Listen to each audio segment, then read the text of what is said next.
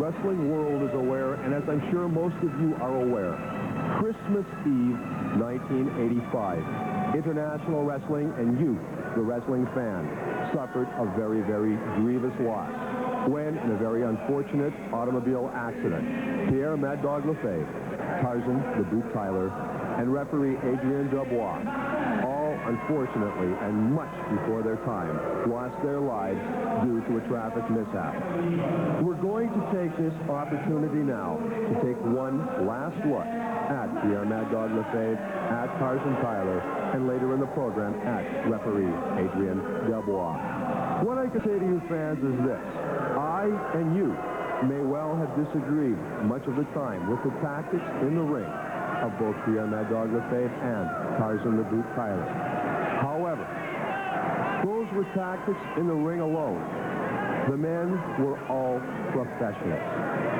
The tactics did not extend outside the ring. They were all fine family men, and their families have suffered a grievous loss. And for that, we express our deepest sympathies.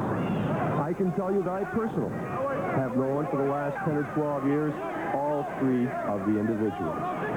I have found Tarzan Tyler, I have found Mad Dog Lefebvre on all occasions to be professional in both their conduct, their attitudes, and in the way they conducted themselves. They were in that wrestling ring, wrestling fans, to earn their living.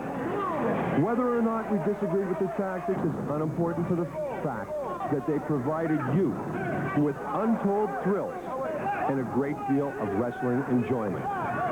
They will be missed. You have heard wrestlers and former wrestlers such as the great Gino Brito tell you that Pierre Mad Dog Lefebvre provided him with some of his fiercest competition throughout his many years of professional wrestling.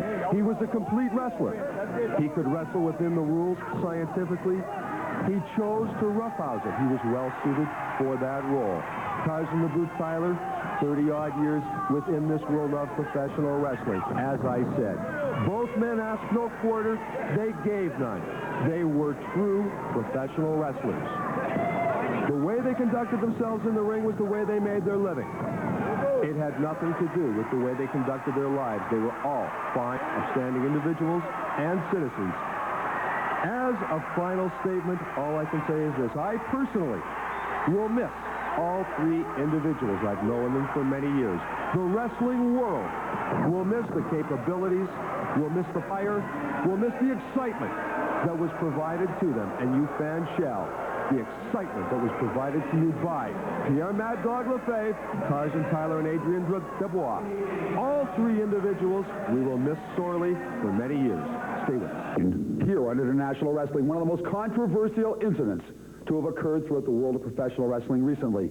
That involved Precious, gorgeous Jimmy Garvin, and Rick Martel in Winnipeg. Now, gorgeous Jimmy Garvin. You can call it controversial. Go ahead. It seemed to me after watching that match 3 or 4 or 5 times. Listen, the fact is this: the guy can't seem to get the point. The point is this: the man's a low-life dog. The man's a crying shame.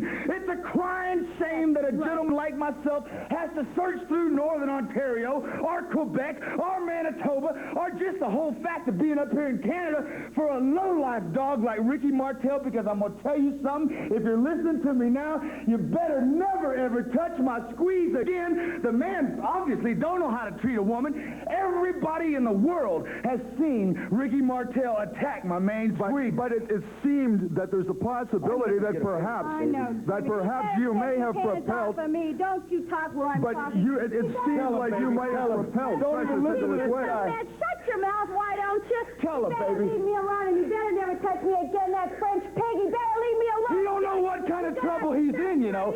He don't know what he's dealing with. Have I told you lately, Pally, that it's not my fault I'm the greatest wrestler in the world, you know? And it's not my fault I'm the best-looking human being that ever walked the face of the earth.